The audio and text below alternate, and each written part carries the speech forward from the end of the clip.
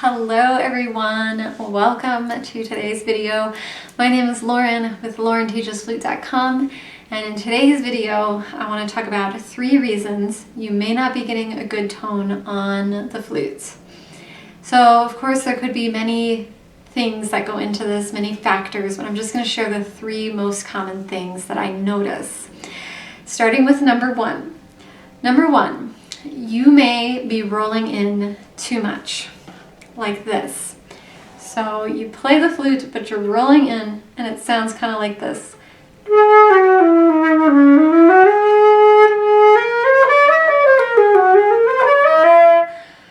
And maybe as you go higher, you even roll in even more. And what it just sounds really small. It sounds really limited. I think a lot of beginners start rolling in because they think, oh, it's a clear sound and it's coming out. So then they stick with it. But you don't really want just like this small, clear sound. You actually want, I don't know what to call it, just substance. You want richness. You want colors. You want some substance in your sound. And so even though a lot of beginners may just really want to be going for getting the sound out and making it sound clear, and they may do this by rolling in, it is not the way to go. So just when you're playing, you can ask yourself, does it sound limited? Does it sound covered?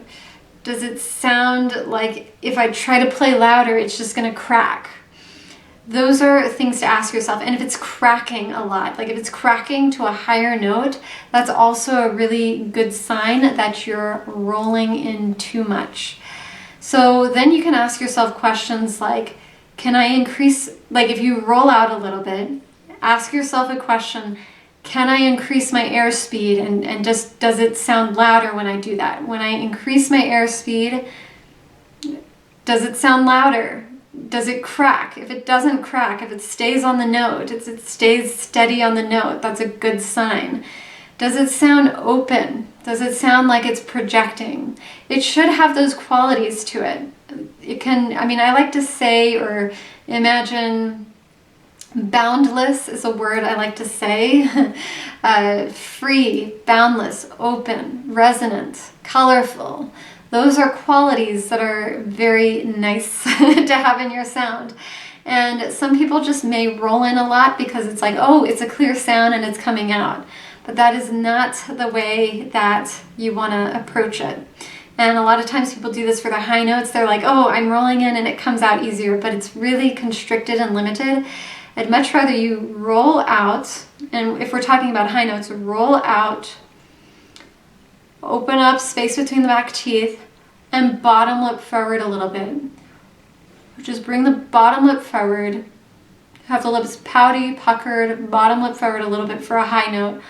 And maybe a little bit more air. Maybe a little bit more airspeed. That's a much better way to play high notes. It sounds more open, it sounds more resonant, ringy, and that's a much better approach. So just make sure that you're not rolling in too much and sounding very covered and limited and small in your sound. I see that as something that's very common with especially beginners. So that's just something to be aware of, and it's not a tip for everybody. Some people may actually roll out too much. And in this case, since I'm on this subject, if you're rolling out too much, it's going to feel like you're using so much air without getting hardly any sound. You know, if you're rolling out too much, it's just going to sound like you're using so much air, almost all of your air on one note. It's going to sound shrill, it's going to sound breathy. So in that case, I would say, you know, roll in. And then it's not even about rolling in and out. It's about having the proper placement. So in general, you know, it's so hard to generalize this, but I would say cover 1/3 of the embouchure hole with your bottom lip and start with that. It varies from register to register, but let's just say in the low register, cover about 1/3 of the embouchure hole with your bottom lip, no more, and start there. Ask yourself, does it sound breathy? Am I losing all my air in one note? Maybe cover a tiny bit more. Maybe adjust it to where it's not rolled out as much, but you're covering about a third and it's just parallel to the ceiling, the embouchure hole. Is it really flat and small, but maybe it's clear, but it's kind of covered? Then you want to roll out and still make sure the bottom lip is covering about a third of the embouchure hole. So just check that. That is something that is very common in the beginning, is just not quite having the right placement. You want to find the sweet spot, the ringy, beautiful, resonant, open, sweet spot, where it's like you get the most sound with the least effort. That's what you're going for. So that's the first reason. The second reason you may not be getting a good sound on the flute is that your jaw is clenched. Your jaw is clenched, your teeth are too close together, and it just is sounding very constricted. So it's already very airy, just putting my teeth too close together. So just open up. Just use more space between the back teeth. Say ah, let the jaw relax.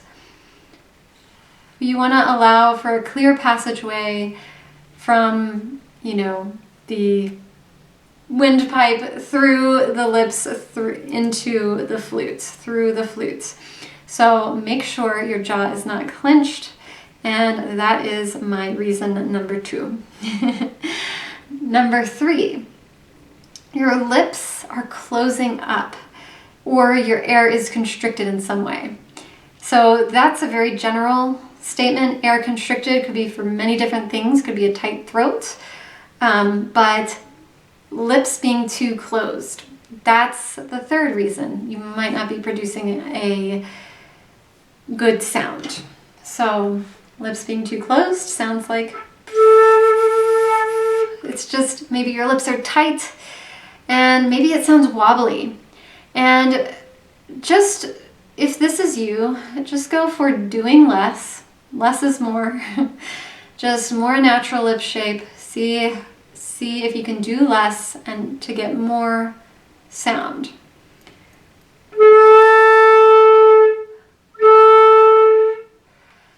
I like to even give the visual of having this big column of air. Like imagine your air like this instead of like really small, if this is you. If you find your sound is really small, open up the aperture a little bit. Relax the jaw. Open up more space between the back teeth a little bit.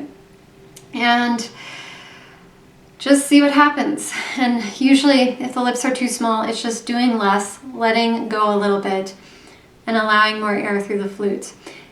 So imagine sometimes I even like to call it like a column of purple air. A big column of rich purple air moving through your flute instead of like a little small laser beam of air. So that visual can help. Also, air constricted. Are you constricting your air? Is your tongue in the way? Is your tongue getting in the way of your air column? Is your throat tight? Sometimes I like to think my throat is like low, or I feel like I allow my throat to get low, like down here, to open up my throat or relax my throat. And just ask, where could I be constricting the air? Just let it go. Just let it through. Do less and allow the air to come through without efforting too much. That is the third reason. So the third reason, to summarize, lips closing up too much or the air is constricted somewhere. Allow the air to just flow. Allow it to just release your air and allow it to go through the flute. I also like to say, I think Emmanuel Pahud said, it's a wind instrument, not a lip instrument, right? So it's not about using the lips. The air leads and the lips simply finesse. Everything else just simply finesses the air. But the air lead with your air, finesse with the lips, right? So that is number 3. And in general, this is like just the little last part I wanted to say. It's just I kind of touched on it in number 3, but just excess tension, just in your shoulders, something that feels weird, something that feels constricted, something that even may be feeling a little bit painful, like are you holding your flute way back like this? Try facing to the left a little bit and having it be a little bit more natural and spacious here, where there's not so much constriction. Are you trying to play with the flute too high? Just see what feels most natural. Actually, just look at professional flutists playing. I mentioned Emmanuel Behoud earlier, so look up a video of Emmanuel Behoud playing.